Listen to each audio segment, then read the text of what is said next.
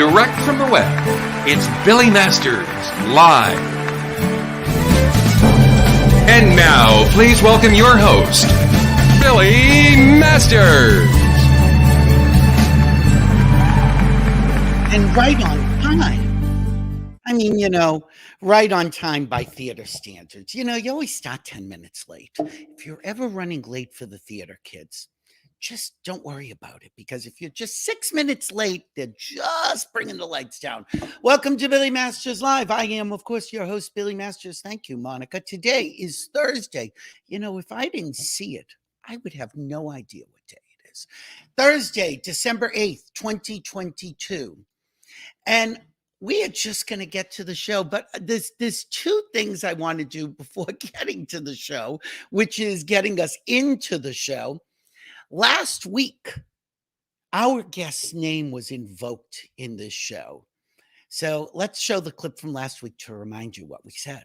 And it was good, so don't worry. Me too. I was down in New Orleans, and he was filming American Horror Story, and Christine Ebersole was as well. And so I took them around one day, and that was the craziest car ride, because Christine, is hilarious and wild, and so is Leslie. So, and those two voices are the most distinct voices in the world. And I'm driving in my Honda Civic, I think, driving them around. I think a Honda Fit I had at that time. And those two voices in the car cackling. I mean, I'll never forget that. I mean, showing them New Orleans and taking them to restaurants. And I mean, it was amazing. And I guess we should mention, Christine Ebersole may be on this show in 2 weeks, and that's because she is appearing in Provincetown on New Year's Eve at Town Hall. Oh, yeah. Oh, my gosh. And Christine's voice gets better and better and better the older she gets. It is with that voice, and then to be able to sing like grown into her character. Yes. I mean, she is just so amazing. I mean, amazing. And just because, we don't want to be the only ones talking about Christine Ebersole, here is the introduction for our guest. If somebody doesn't have any talent, get off the stage. You're wasting my time.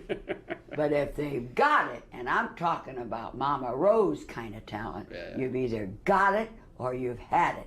Right. And I'll tell you, I haven't got a jealous bone in my body. I am so uplifted by seeing talent. I can't stop crying, applauding, screaming. And I had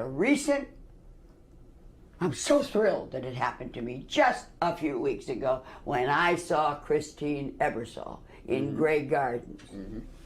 That's coffee. That's coffee. That's talent. Yeah. That somebody said to me, I won't go into that. I'll only tell you that girl knocks my socks off.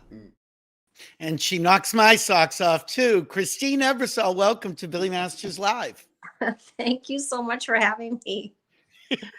So I know that you must have seen, obviously, Stritch say that, but what is that? Yeah. For somebody who I'm sure you grew up watching and admiring, what does it mean to a performer to hear that from the previous generation? Well, it kind of makes me cry a little bit because I really love her and I miss her. Yeah. Yeah, she was a great lady and a great example of the work ethic of being an actor. What is the work ethic? No, I think that she really epitomized the work ethic. Yeah, she did. She definitely did. I hope that this is a compliment to you, but I always think of you as a journeyman actor, somebody who goes after the role, who gets into the nitty-gritty, who is driven by the work. Yeah, that's true. I'm kind of like a Clydesdale, I'm a workhorse. Maybe parading as a prized pony, but it's really a Clydesdale. Which of course was apropos of war paint, which we'll get into. But what was the dream for you as a kid? What was the goal? Did you have one? Yeah, I wanted to be a nurse. I didn't know that. Really? Yeah, I just wanted to be a nurse. I did. And what? So you must be terribly disappointed.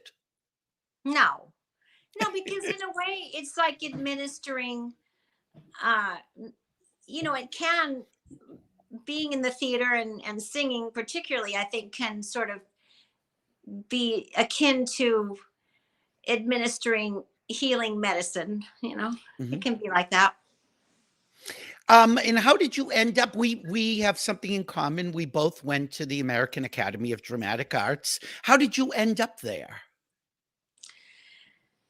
I was at McMurray College in Jacksonville, Illinois, and a friend of mine who had left the school had sent a brochure for the American Academy, and my girlfriend was down there visiting me, and I didn't really think much about it. And she says, "You're filling out this application before we leave the room." So she made me fill out the application, and then I got an audition, like a regional audition in the Chicago area, and that's how I got into the American Academy. Because really, I kind of came to the crossroads at the at McMurray College, Mhm. because my mother was asking me what I was gonna major in, and I thought, well, maybe I'll be a lawyer, or maybe I'll be a social worker. And she said, no, get into music, get into theater. And my father was the same way. I mean, they were both very supportive of that. And I had a teacher at McMurray College that said, don't stay here. You need to leave. You need to go to New York. Wow. Yeah. So I had all these little angels kind of working in my favor. They were kind of moving me and pushing me along. Did you think that it was going to be musical theater, or did you think drama? No, not at all. I envisioned myself as, an aspiring dramatic actress who would sing maybe in nightclubs. Mhm. Because so I never combined the two. Yeah, it's so interesting to me, because when I think of you, and no offense to your voice, which is incredible, but I think of the acting first. And I think there are actresses who can sing and act through a song versus singers who can, maybe act, but. Right. Yeah, I think I always considered myself, well, kind of like an entertainer, but an actor who could sing. And we should say, because, even though I'm sitting there saying I don't think of you as a singer first, you have a fantastic CD out, After the Ball, which just came out a couple of months ago. And I love this picture. So tell me about this picture. Yeah, that's backstage at the Paper Mill Playhouse. I was playing Trixie Delight in Paper Moon.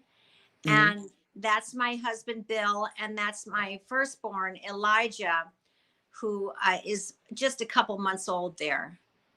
Oh God, it's such a beautiful picture. I mean, the smile on your face. I mean, there's so much love in the photo, Yeah, absolutely. And again, the other thing, it's not a glamorous shot. You're just off stage or about to go on stage. Right.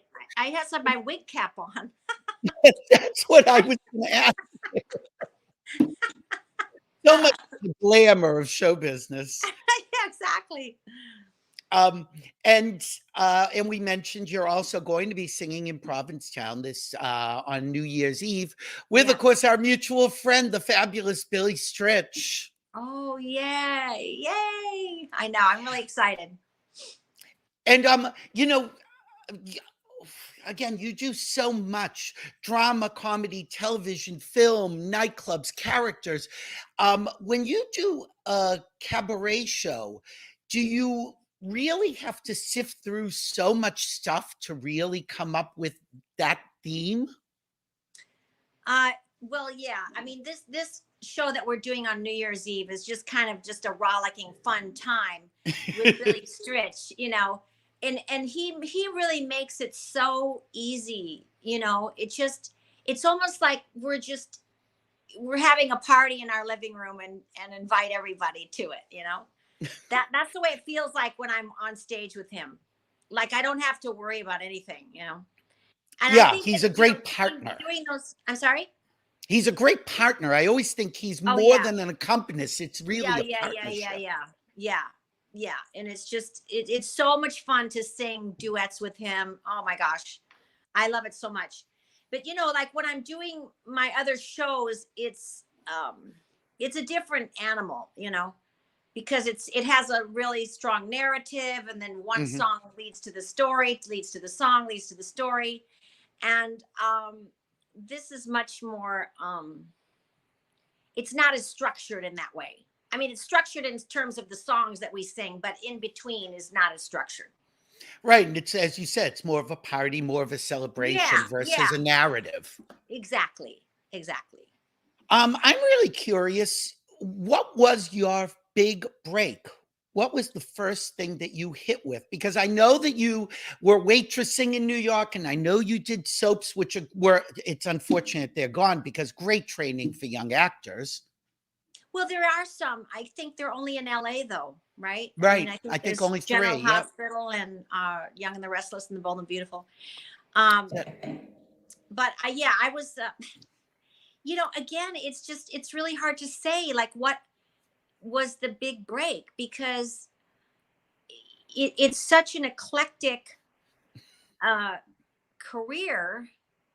You know, I was waiting tables, and then I went from waiting tables at the Lions Rock to being in a play on Broadway, and then you know having the producer buy my equity card because I had never done anything, and then from that the show closed and I was back waiting tables. So and then went from there. I mean, you know, to for example, like doing Oklahoma, Hmm. Ada Annie in Oklahoma, and then having 3 days to learn Camelot with Richard Burton because they fired the girl who they had originally hired for the part. So I had three Right. days to learn that, and then when that show closed, the show didn't close. I left Hmm. because Richard Burton took ill, and I had finished my year contract, and I finished with Richard Harris, and then I came back to New York, and I was going to take the summer off, and then I got Saturday Night Live. So, and then from there was like, you know, Tootsie, and then you know, Three Sisters, and then Amadeus, and it was just like, what? It's just, you know. So I mean, how do you pinpoint? It's just like one thing just was connected to the other. I mean, when you first asked me that, Hmm. the first thing that came to my mind was Grey Gardens. Okay.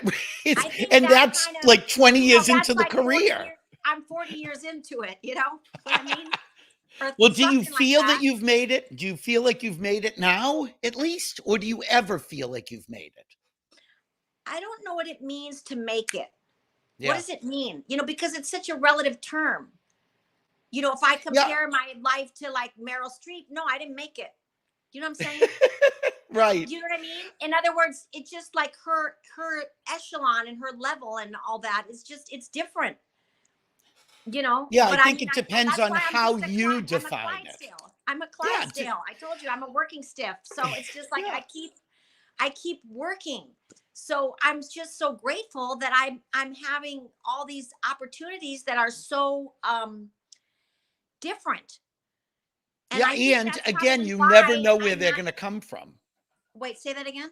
You never know where they're going to come from, No, you never know apparently. where they're going to come from. But it also is like probably why I'm not famous. Do you know what I mean? Because it's like, but I'm not. I'm not Well, famous. you Like, are. no, I'm not famous. I'm not. I'm not famous. I'm not a celebrity because because it's like it's like I'm a jack of all trades. You know what I mean? I can do all Right. these different things. Like you know, um, and I've had the Okay, we have a. opportunity to do them. So you know, I'm so glad now. I think when I was younger, you know, I wanted to be famous, but Did you? yeah, I thought it would bring me happiness, you know. Um, but yeah, it doesn't work that way. But yeah, it just I just have always been able to work Hmm. and do all these different things and do all these different creative projects. And you know, now I'm doing a TV show, Right. you know, after 50 years in the business. Not my And first TV numerous show, but it's the first no, time I've been on a network show that's gone on more than a year. and I didn't know, but I found out in the research that there were several attempts of you building a show around you, or at least talks about a sitcom. Well, no, I did one called Rachel Gunn RN. Mm-hmm. That was with Kevin Conroy and Megan Mullally. That was in 1991. But I think that's the only one I did where I was like the central figure. I was the title character, Right. We do have just a couple comments while we're here. Jim Lapita says, Christine wanted to say hello. Loved costuming you in Island Sun in Hawaii. We had a ball long time ago. Oh, nice. Yes. So That was fun. so I'm curious. You say you're not famous, but you thought fame would make you happy. Are you happy? Oh, yeah. No, but it's not because it's happiness is derived in not the ways that you imagined it, Right. So you didn't need fame to become happy. No, I think generally I'm kind of a happy person in general, but I mean, in terms of just, I have to tell you a story. There's a really good story that kind of taught me something. I was asked by Dustin Hoffman to come and do like a screen test that he was doing for Tootsie, and it was really kind of to see how his makeup was, Mm-hmm. And after the screen test, and it was all improvised and everything. After the screen test, he invited me to go to the dailies, and so I went to the dailies with him, and his, it's like all the people in the high positions were all there, and he's sitting next to me, and I'm doing Oklahoma on Broadway, and I'm also doing Ryan's Hope. So I was doing Ryan's Hope during the day and Oklahoma at night. And testing with Dustin Hoffman. But the thing is that really was interesting was that really struck me was that he was saying to me, who am I kidding? In the dark, while we were watching this, watching him up on screen, he's going, who am I kidding? Well, I can't do this. I can't do this. And I'm thinking, wait a minute. You just finished Kramer versus Kramer. You just got an Academy Award nomination. You're going off to England to meet the Queen of England. And you're,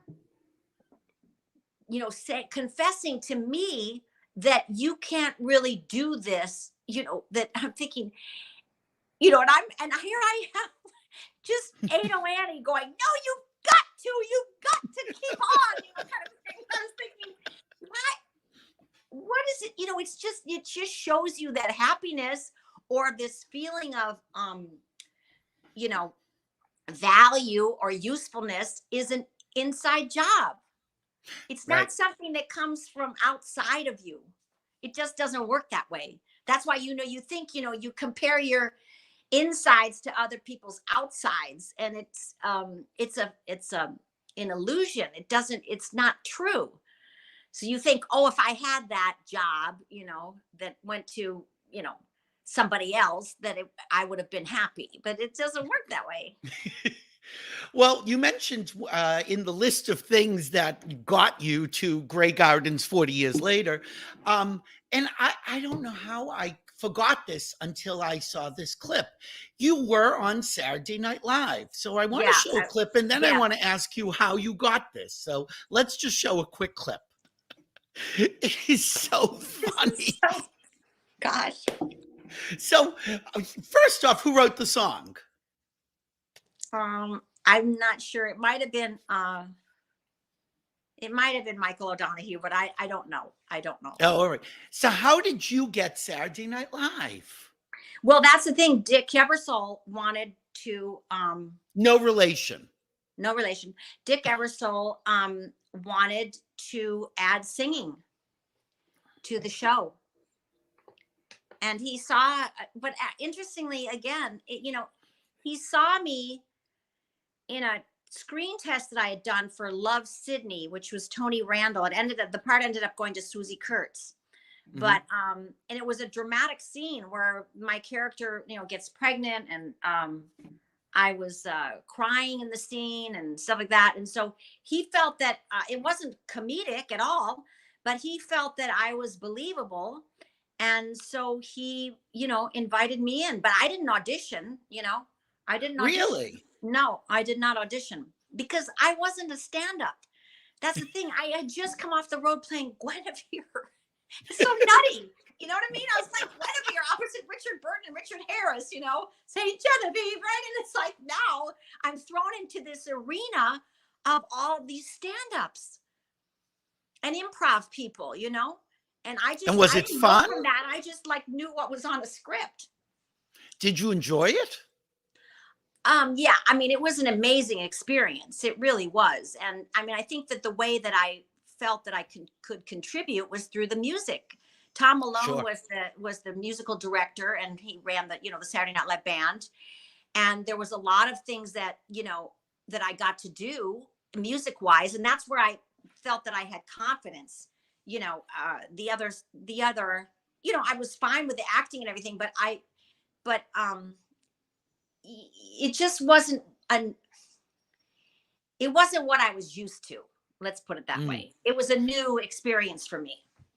Who were your great. castmates? Yeah, who were you? Yeah, it was Eddie Murphy, Joe Piscopo, Tony Rosado, Tim Kazurinsky, Mary Gross, Robin Duke, Brian Doyle Murray, and me. Wow, good cast. Yeah, it was a great cast. Amazing cast. Were you just there one season? One season, replaced by Julia Dreyfus. Who also, well, I think she was there 2 or 1.5. It's like a very short time for her as well. Yeah. It's like that weird transition because Yeah, Lauren wasn't there. She was there for 5. It was Lauren Michaels, and then it was Jean Demanian for a year, and then Dick Ebersole for 5 years, and then Lauren came back. Again, when I look at your career, I look and say, okay, how does this all connect? And I think it just connects that you say yes, you take these opportunities when they come to you. And that's a little fearless. You're really fearless. Yeah, that's true. It's like, when I auditioned for Camelot with Richard Burton, and the producers ran up on stage and they said, listen, kid, can you learn the part by Friday? And this was like, I was leaving for Toronto like the following day. It was so crazy.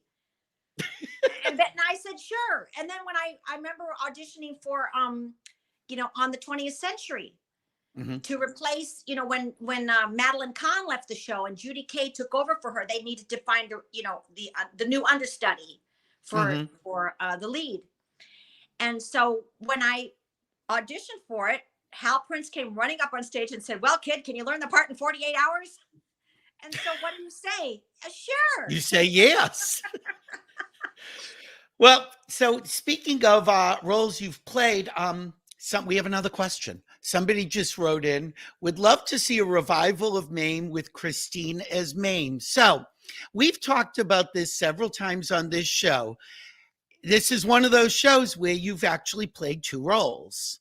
And so I was at this clip that I'm about to see, and we'll tell people what's funny about this clip. This is from the Hollywood Bowl with the great Michelle Lee, and you're playing Vera. So here's a clip of that. I'll always be Alice Toklas if you'll be Gertrude Stein.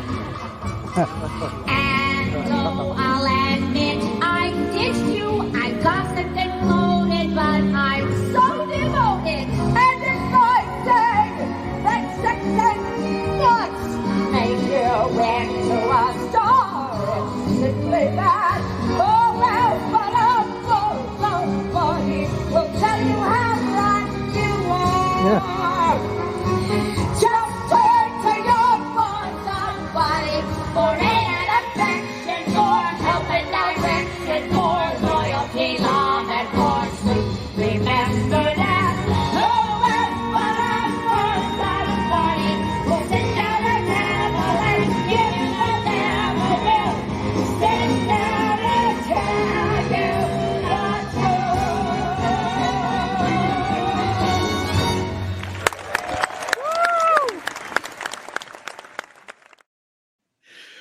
And we should tell people that young Patrick was played by a very young Ben Platt. Mm-hmm. That's right. Did you like playing Vera? Let's start there. Vera was so much fun. It really was so much fun. Mame is hard work. Doing Mame is hard work. Vera's like, like you're on a cigarette break. It's, it was just delightful. I was grateful to do both roles. And then where did you do Mame with Kelly Bishop? Is that DC? Yeah, that was at the Paper Mill Playhouse. Oh, Paper Mill. And we just have a quick clip of that. Each time that a critic has written, your voice is the voice of a frog. Straight to your side to defend you, I rush. You know I'm there every time the world makes an unkind remark. When they say Vera Charles is the world's greatest lush. It hurts me. If I say your fangs are showing, Mame, pull in your claws, it's simply that. Who else but a bosom buddy would notice the obvious flaws? I feel it's my duty to tell you, it's time you adjust to your age. You try to be peg of my heart when you're Lady Macbeth. Exactly how old are you, Vera? The truth. Well, how old do you think?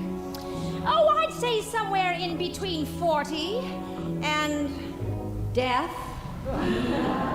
Ah, sweetie. Also fun. So much fun. I love Kelly. She's the best.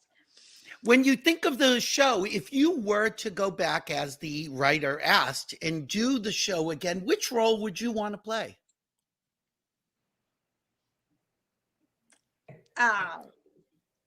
Probably Mame, but it's like, would I survive? I mean, it's a week. I'm telling you, it's for the young. But you've heard Patty talk about this when you guys did War Paint, that she said, "This is it. I'm not going into another leading role," because and I said, it don't is a believe killer. her. And then I know. got another Every Tony. time.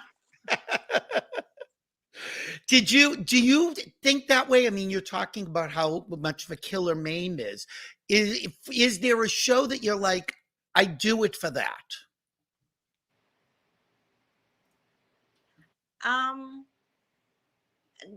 No, not really. I mean, I think it feels like I've done it. I've had so many wonderful opportunities, and I've done so much, and I'm just really grateful where I am right now. And I suppose that if a part came along that somebody asked me to do that I thought was something I would love to do, I would certainly do it. I don't close the doors, you know what I mean? But Right. at the same time, I'm not like longing to do a role. Yeah, there isn't something on your list that like you're waiting to check off. No, because the ones that I wanted to do, I'm too long in the tooth anyway. Was there one that got away that you like, oh, that was the one? Oh, I think Sweeney Todd, I would have loved to have done that one. Mm-hmm. I would have loved to have seen that, actually. That would have been interesting. Did you do Gypsy? No, that's another one too. Well, you may not have done Gypsy, but you did appear in Gypsy. So tell people how That's that right. happened. That's right. Oh my gosh, that was so much fun. Yeah, I was originally playing another part, but then I ended up doing Tessitura. I wasn't hired to do Tessitura in the beginning. And this was the Bette Midler television version? Yeah, in 1993. And great strippers, right? Who else did you have with you? Linda Hart right. and Anna McNeely.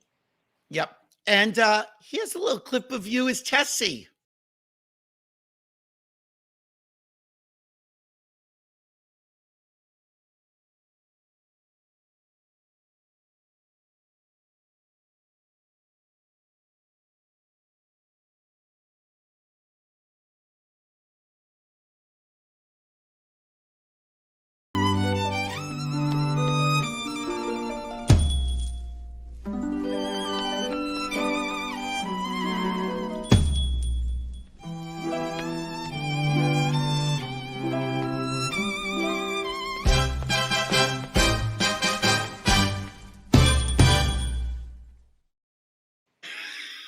So fantastic.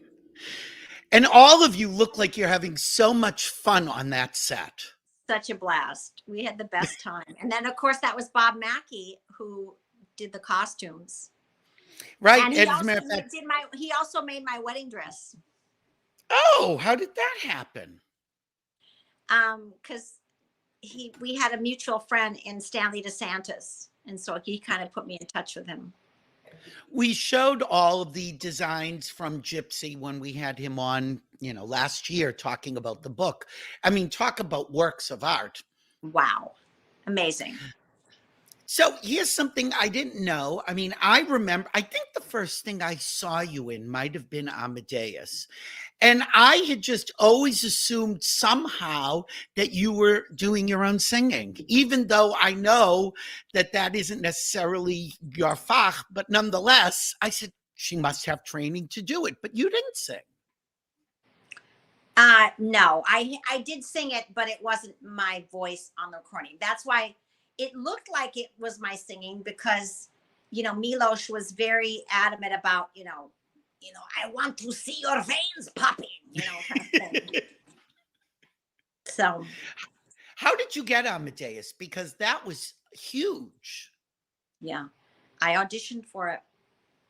I mean, is it really that simple that like somebody said, oh, audition and you got it? I think it was between me and Kiri Takanawa, who was a real wow. opera How singer. Interesting is that? Yeah, wow. She was a real opera singer. Like amazing. I found a clip of a scene that I've never seen before. So, this is like this is your life, Christine. It's all going by you. But you just, again, what I love about watching you is that there is always something going on in the eyes. And again, it's something that the camera catches that I wonder far away in the theater if I might have seen as much. But anyway, here's just a clip from Amadeus. You're so good. I mean, I love that they've now released this director's cut. That scene was actually cut from the movie. They brought that scene back in with the director's cut. Yeah, I was watching saying I have no recollection of that scene. It's really a great scene. It wasn't in the original cut. I was talking to our mutual friend, Mark Sendroff, from whom all blessings flow, certainly.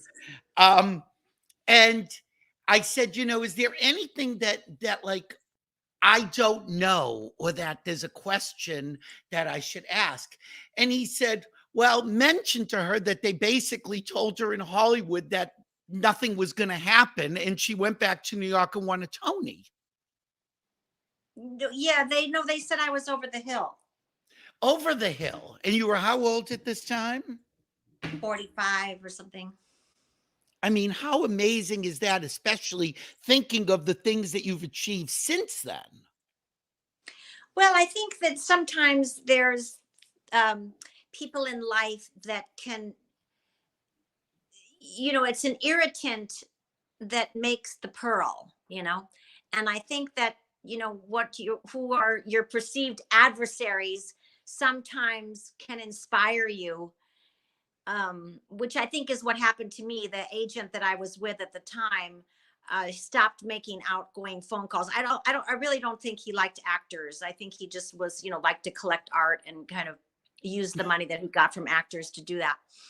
But, so is it one of those things that like what doesn't kill you makes you stronger? No, what happened was he stopped making outgoing phone calls, and I asked him, like why I wasn't being sent up on auditions, and he just paused and said on the phone, well, you're 45. And so it was really one of those kind of things where, I thought, there's a part of you that believes that, well, maybe it is over. It's like I can't control any of that stuff about getting older and, things drooping and all that. But I knew that God had given me a talent. And the talent was not something I invented. It was something that was given to me. And so I knew that my talent hadn't diminished when I grew older. if anything, it had gotten better. I mean, it was more, refined with my stewardship. So that's when I thought, well, God is not going to drop me by the side of the road.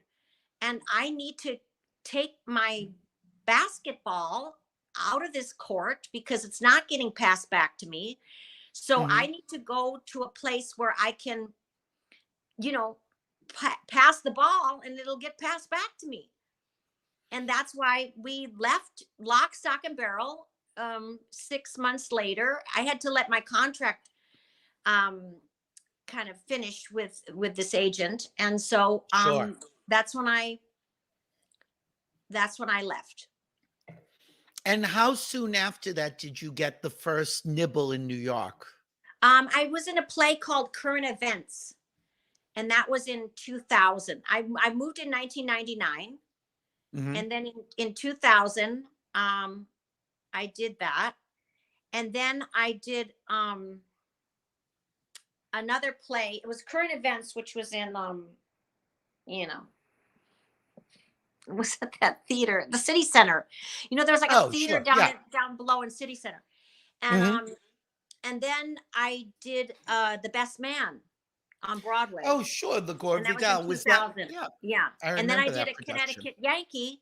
Then I did a Connecticut Yankee in the beginning of 2001. And then I did 42nd Street. And let's show a clip of 42nd Street and talk about that. Are the stars out tonight? I don't know if it's cloudy or bright, 'cause I only have eyes for you, dear. The moon may be high, but I can't see a thing in the sky, 'cause I only have eyes for you.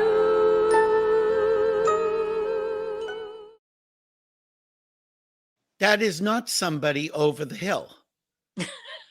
I think we Well, can they say, agree on that. They say the older you get, the farther east you should move. So we'll all end up in China. But again, the control and the voice being so exposed at the beginning of that song, I think is so remarkable that, again, the placement is perfect. Yeah. And there is a richness to your voice. To give some credit. I have to give some credit to Marge Rivingston, God rest her soul. She was amazing in sort of integrating my voice. She really was. And it really developed some worked with her in the 80s. richness. The richness is gorgeous. So you did change how your technique or how you sang? Well, no, it's like I had a natural ability, but what she did was she kind of gave me more tools in the toolkit, so I could recognize what tool I had to use to, navigate some course, Was 42nd Street did you feel after having the bad experience with the agent that I'll show him and then you get this show and win a Tony? And did you feel vindicated in that way, or do you not think like that? Because I do. No, but it was a way of, like I say, I had to, in a way, thank him in my heart because, even though it was not something I wanted to hear, it spurred me on. And got you out of LA. In other words, I didn't sit there and go, oh, he's right, I'm just going to wait for the phone to ring and something will happen. No, it's like I said, hitch up the wagon. We got to get out of here because it's not, this is not going to happen, unless it was a way of taking back the reins, And also, isn't it sweeter that now you're back in LA doing a series? Yes, now that I'm over the hill, I'm back in LA. So it's like, no, it's really, I can't emphasize enough the gratitude that I have for all of this, really. I mean, it's unbelievable. I know that I work really hard. I know that the Clydesdales work really hard. They gotta carry the beer, in those the big things. But still, to have these, to be, I don't know, it just feels like it's that song, somewhere in my youth or childhood I must have done something good. That's what it feels like. It's like, so I don't know what it is, but it's like, I don't know, this is pretty great what's happening now. I hate to get technical, but since you just sang, you don't have a discernible break where I would picture a soprano's break. Yeah, that's where Marge was really helpful. So really negotiating the break. It's just, because I have a wide range and sing in all these different styles, she really, she threaded the whole thing together. She taught me all that, which I'm really grateful for. Yeah, I work with a lot of opera singers. And so the passaggio is very difficult if you have a strong middle to negotiate those two notes to get into the head voice. But when I listen to you sing, because you have such a strong middle, but then the top is so crystalline and it is like two different voices, but it doesn't sound it when you're going up the scale. It's just amazing. Yeah.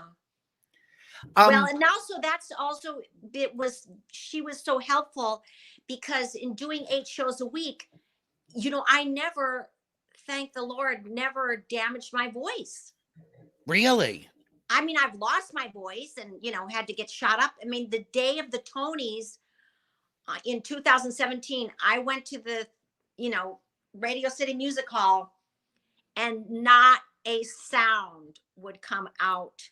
Oh my God. It was so scary. So they sent me, to get all shot up. So I was, well, since you brought it up, because you're all propped up on prednisone. Well, since you brought it up, do I have the clip here? Oh, I may not even have it. It must be here somewhere. But I was actually going to talk about Candide because, again, for somebody who I picture having such a high voice, the old woman is more of a true mezzo role. Right. And you're also working with an opera company, admittedly a mixed cast, but not on an 8-show week schedule, more on an opera company schedule. Yes. I felt like I died and went to heaven. That was one of the most thrilling experiences of my life. To be in the midst of these opera singers, it was amazing.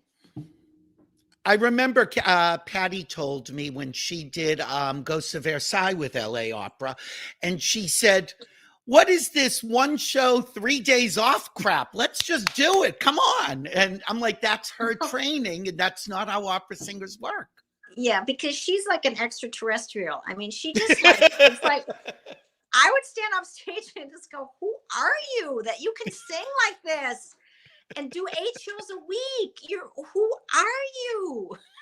She was amazing. Okay, well, before we talk about Patty, let's just show a clip of you in Candide because it's just extra. And it's funny because Linda Lavin had done the role and she was concerned about the range, and fitting it into her range. And I was flabbergasted when I saw you because in my head, this should not be a right role for you. And it sounds like it's written for you. So let's just take a look. In 1/2 hour, I'm talking in Spanish.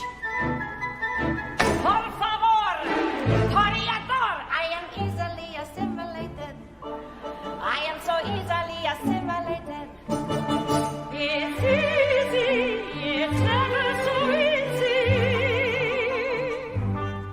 I'm Spanish. I'm suddenly Spanish.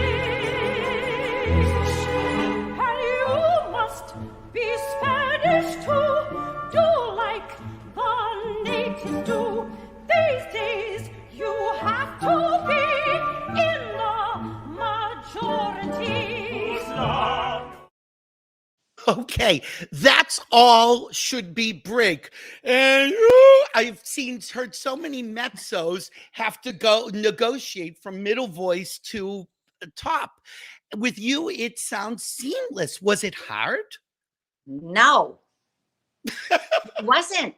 The thing is that I really appreciated that they had an opera coach there that helped me create the operatic sound. Mm-hmm. Had you never sung like that before? Well, yes, but again, it's because I just have this, it's a natural ability, but it's the technique that you have to learn. And Right. and so that's why the teachers were very effective and helpful in in terms of not letting me stick out, you know, to be able to fit into that genre of opera. Right. Right. I'm sorry I didn't see that production because I mean, what Oh, you so do great. is just It was amazing. The singers were beyond belief. To be a part of that was such a thrill. It was such a thrill. yeah. I was the thrill just seeing the clip. So, Grey Gardens, like you said, that was. I mean, if you get one Grey Gardens in your life, you're awfully lucky. Yes. Yes. And it's like the little show that could, because Mm-hmm. it started very small, right? Yeah. Mm-hmm. At Playwrights. And got this fanaticism about it that people were going back and word of mouth. There's a video, I don't have that. It's a video of the last performance at Playwrights, and it's like a rock concert. Yeah. I mean, when did you think, wow, we've got something here? Well, I don't know that I thought about it in terms of. I mean, I knew it was special, but I don't think I don't think in terms of commercial viability. You know, it's just sort of how do I relate to this role and I just thought it was something of great value. And if it had ended at Playwrights, it would have been just another gig.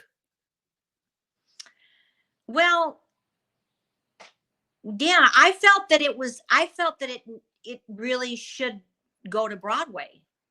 Mhm. And so that's what I did everything I could to that's why somebody had asked me, well, why don't we just take it down the street to this little Schubert theater, that theater that's on 42nd Street down the street from that's Playwrights. technically off Broadway, but it's no. there, right? I said either it goes to Broadway or not, because it's like there's no point in making a lateral move with it. Right. It needs to expand and be taken to the next level. And I felt that the piece was very worthy of that, and of course it was. And it's got to be an interesting experience that you get to play your own mother. Yeah. I remember seeing you in the role, and it was so interesting watching so many little mannerisms you did in the first act pay off in the second act in Mary Louise's portrayal. You worked so in sync with each other. That has got to have been an extraordinary relationship. Yeah, I just love her so much. She's amazing. Amazing. Is it easier when you're on that journey with somebody who is a partner? Well, I think that was just kind of built into the piece, wasn't it? Yeah. And I think that's really theater anyway. It's really, if there's anything that's a team sport, it's theater. It's live theater that you can't really get anywhere else. And again, a payoff of another Tony Award. Yeah. Let's just remind people of the Tonys. So now we know that you're shot up and on drugs at this point. No, that was a war paint. Oh, war paint. Oh, okay. Oh, we don't have that clip. All right. Oh, on this one, because you sound fantastic in this. Was there a performance? I kept trying to find it where the magnifying glass, the glass fell out of the magnifying glass. No, I don't remember that. Okay. Somebody said to me, "Oh, I'd ask her about the magnifying glass falling away." It's not in this. Anyway, just to and let me ask about the character. So you'd obviously seen the documentary of Grey Gardens. And again, it's not an imitation because it's so different, and yet you carry the spirit and essence of Little Edie. Yeah. Did you study it much, or do you just have a really good ear for voices and accents? I have, it's both. I mean, I do have a good ear for that. But I was so endlessly fascinated with the documentary, and this was before I even knew that it was going to happen. I mean, I never thought. Really? I was absolutely obsessed with the documentary.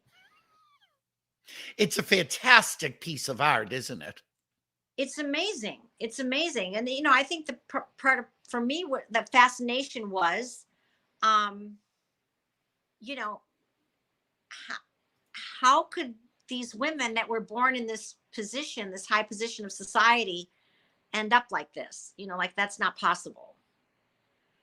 Did you ever come up with an answer after playing the role and embodying her?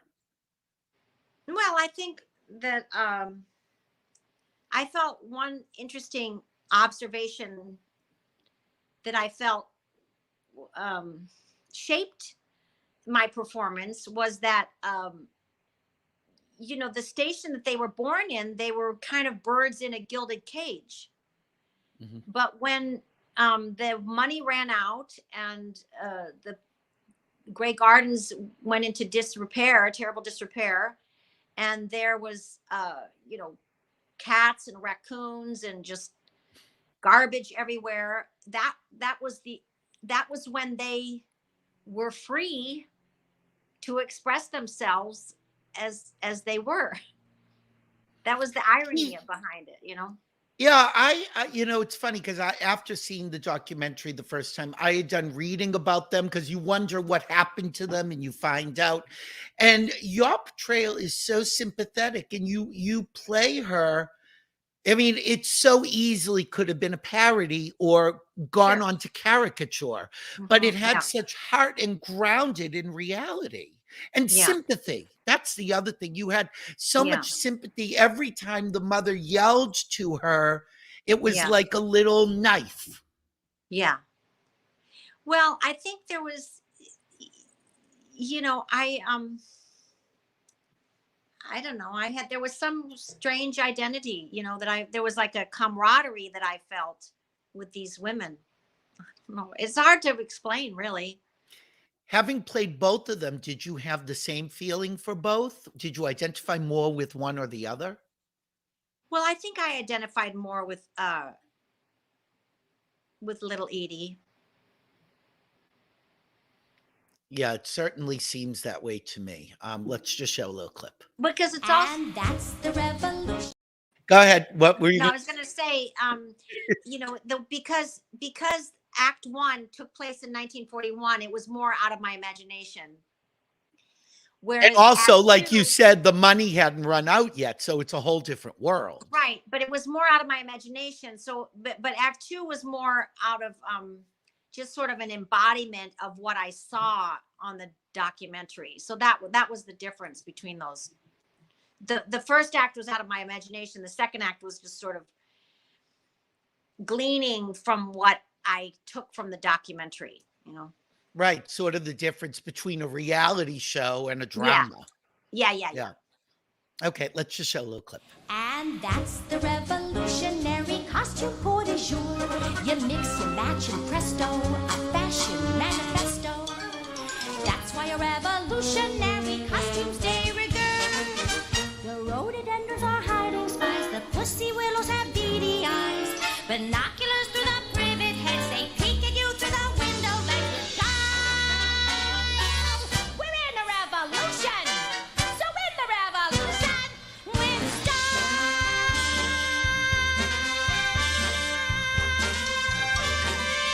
da da da da da.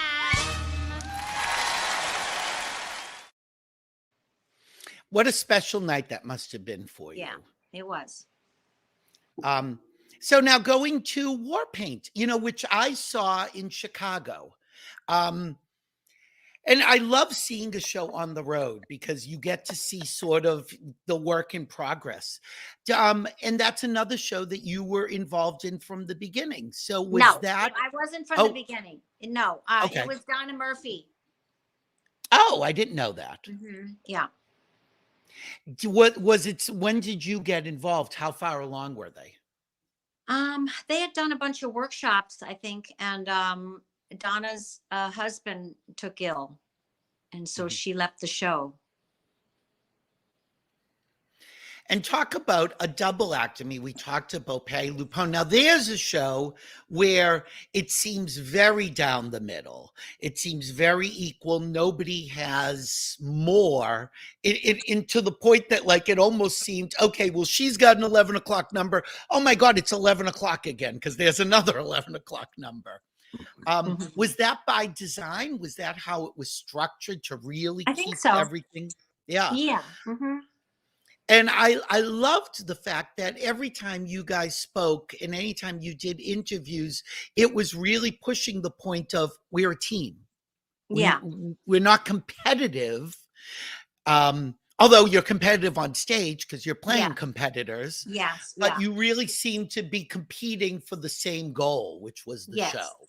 Yes, absolutely. Did it change much from Chicago to New York?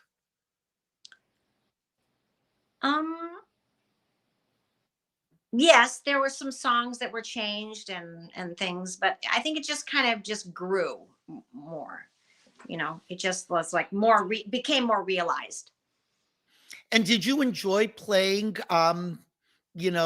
Elizabeth Arden? Was that a role that you were able to identify with?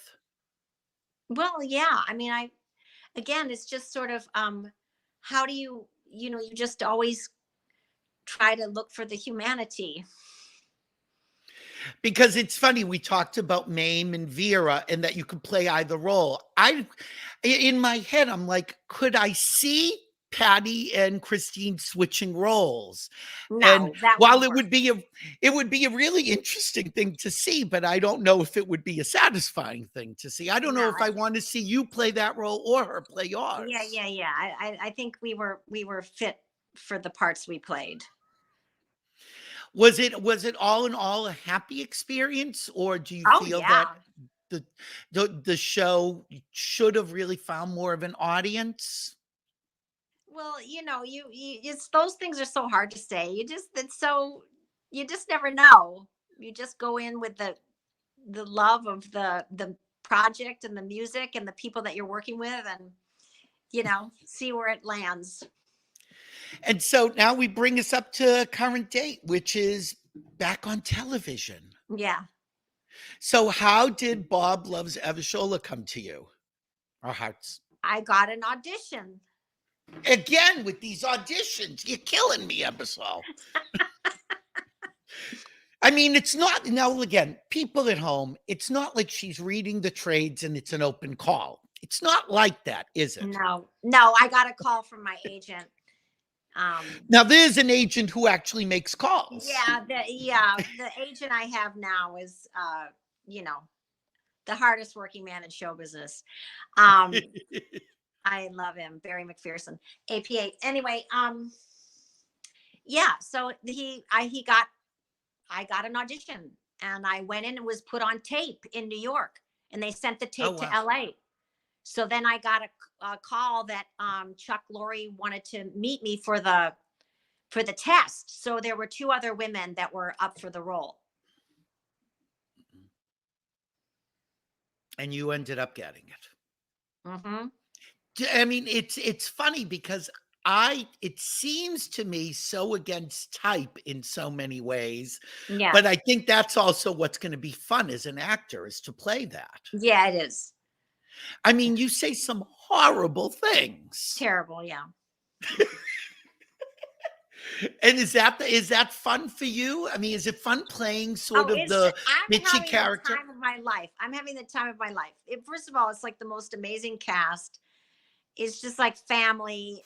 We genuinely, there's not a bad apple in the bunch, and it genuinely, it's such a fun group, and they're hilariously funny, and without being on, it's just how their takes on stuff. Billy Gardell is just the best. He's such a So great, funny. he's such a great leader, of the band.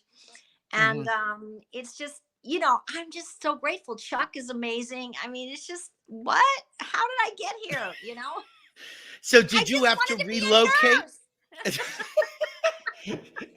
Or a Clydesdale? Did you have No, to I ended up at relocate? Clydesdale. I wanted Yeah, to be a I nurse, know. but I ended up at Clydesdale. Did you have to relocate, or are you just doing like a 2 weeks on, 1 week off? No, What do you do? it is kind of like bi-coastal. Yeah. We have a house in New Jersey that we've been in for 23 years, and Mhm. an apartment in LA. Cool. Let's show. Somebody put a clip together of some of your best moments, and this just made me laugh because I said, "What clip do I show?" And this has like 5 of them. So let's just show this. That's beautiful. You did really good. I think I better make it official before she wises up. Oh, good thinking. Our niece is a good Christian girl. She will be a step up for your family. The Wicked Witch of the West would be a step up for my family. You want people to respect you? You need to respect yourself. So no more whoring around. Mom, you can't say that. That's called slut shaming. Then stop being a slut. Mommy's back and you're all grounded. Call your wives, husbands, boyfriends, girlfriends, whoever's dumb enough to sleep with you. Tell them not to wait up. We're working late. Bob! Bob! Help! Hurry! Why are you screaming? Well, you don't hustle if you think it's a drill. I'm gonna take you on one of those mother-daughter cruises. I can go as Angelina Jolie and you could be one of my orphans.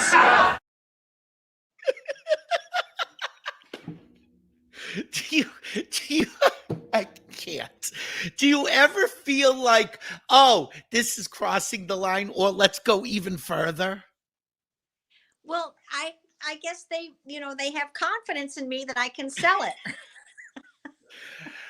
And where did you come up with the voice? Because the voice is hysterical. That's not. There is no. That's my voice. Unfortunately, that's No, my it Midwestern. It is. That's my really? Midwestern voice. Oh God. I mean, I just think it. That's it. I'm so. It's like I say, it's unfortunate, but it's that's just a part of my natural Midwestern. But it's got a little edge to it. It's certainly accentuated a bit. I guess. Okay, I'm not showing you any more clips because we got to wind up. I just want to ask you, because I'm not going to show this clip. People, you have to look this up for yourself. Tell me what it was like doing the revival of Steel Magnolias. Oh, that was amazing. What a great cast. Good grief. You're right. Tell people who's the cast. It was you, Delta, right, was in it? Mm-hmm. I can't get the remember who bio else. out. I know, right? I know Delta Burke. But what? Rebecca Gayheart, Lily Oh, Rabe, right. Frances Sternhagen, Marsha Mason. Oh, right. It's crazy. There you go. See? Yeah. Right. Again, what a great cast, and again, what a perfect role for you. Yeah, it was really great. Southern, once again, not Midwest, Southern. Yeah. Mm-hmm. All right, look, I know I got to wrap. So I'm going to remind people, if you look underneath, there is a link to buy tickets. Provincetown, it's early on New Year's Eve. It's like 7:00 or something. Is it? It's something early. Tom just sent me the press release. Yeah, it's early. So that's good. So if you want to go see a show and then go out and get drunk, you can do that. And you can too. I mean, it's a good thing. Yeah. And have you've done Provincetown before, haven't you? Yeah, but not Town Hall. That's my first. No, time you've Town only Hall. done. Yeah. Right, you've done the Art House. Yeah, the Art House. Mm-hmm. Right. Oh my God, it's going to be so fantastic. And again, with the fabulous Billy Stritch, how can you go wrong? I can't. And I'm just going to remind people, get the CD. Oh my God, I just look at this, and your husband is so hot. Yeah, he's very good looking. Yeah. I'm very, very grateful for that. Wait, is it getting so dark in here? I should I turn the You're lights on or suddenly like in a tunnel. Well, it's LA. yeah, It's because it's I'm using 4 the in the afternoon. yeah, it's in the daylight, but okay, is that better? Yeah, There that's you are. better. Yeah, that's It's better. almost like some old Betty Davis, like the Watcher in the Woods, Yeah, with a exactly. lantern or something. Let me before I let you go, I'm just curious. You seem to be so happy, which I'm not saying, I'm not questioning that. You seem happy. You seem happy with your personal life and your professional life. And it always seems to me that, and this is something like Patty Lupone, that these people who, whatever happens, they have a good, solid personal life. And so they're not basing their happiness on their work. They have a well rounded life. Is Yeah. it, how did you and your husband end up meeting? And is that really what's given you just like your stability in your life? Absolutely, yeah. We met on the set of The Kavanaughs, which was a TV show I did with Barnard Hughes back in 1986, and he was the musical director. And so we got Oh, married wow. in 1988, and that was 35, coming up on 35 years ago. And really, I mean, That's people the ask me, secret. people ask me like, what is your greatest achievement? And I would have to say family. Yeah. It's my children and my husband and my family. Without that, really, everything pales next to that.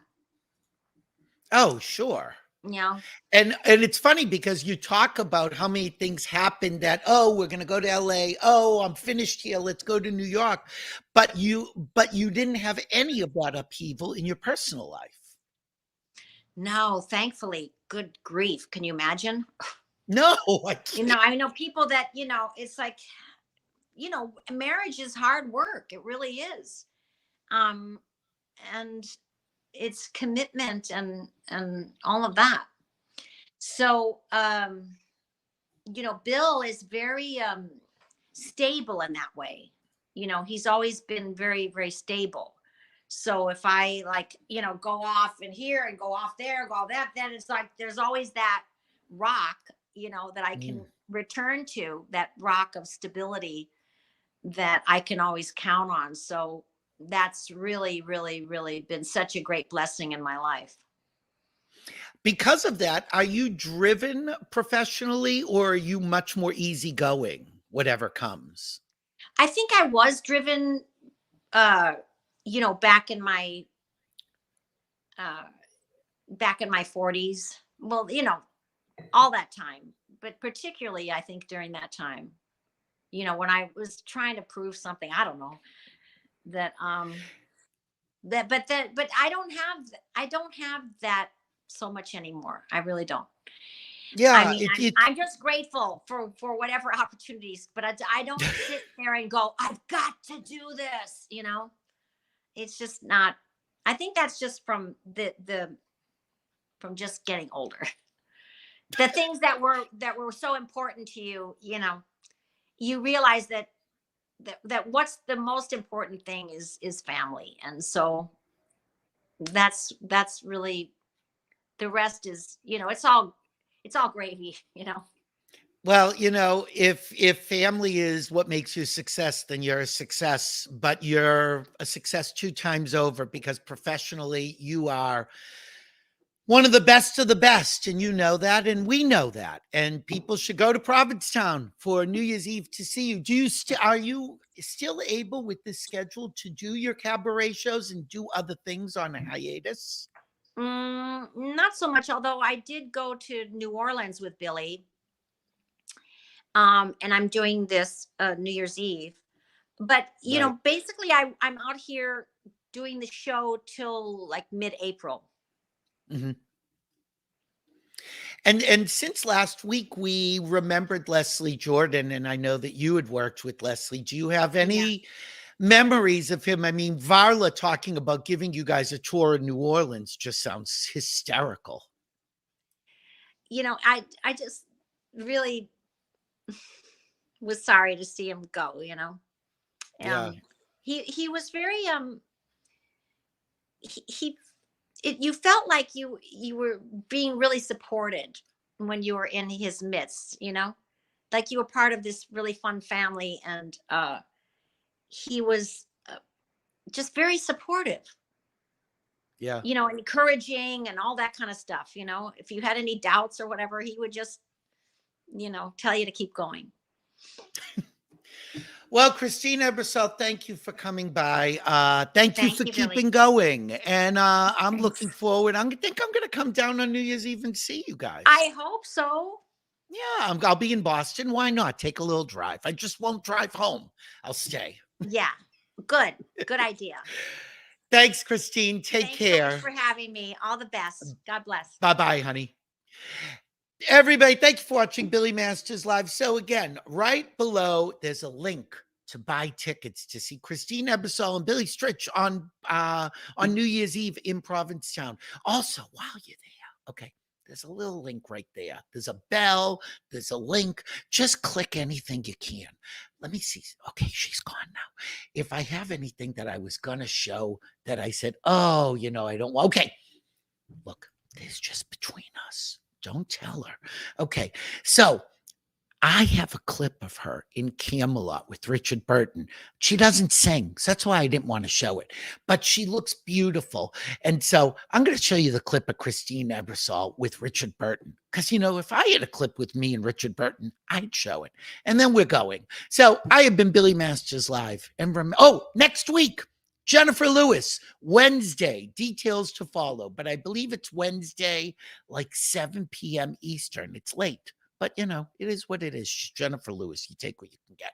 All right, here's Christine and Richard Burton in Camelot. And just remember, this has been Billy Masters. And if we're here, we're live. Bye, guys. Camelot.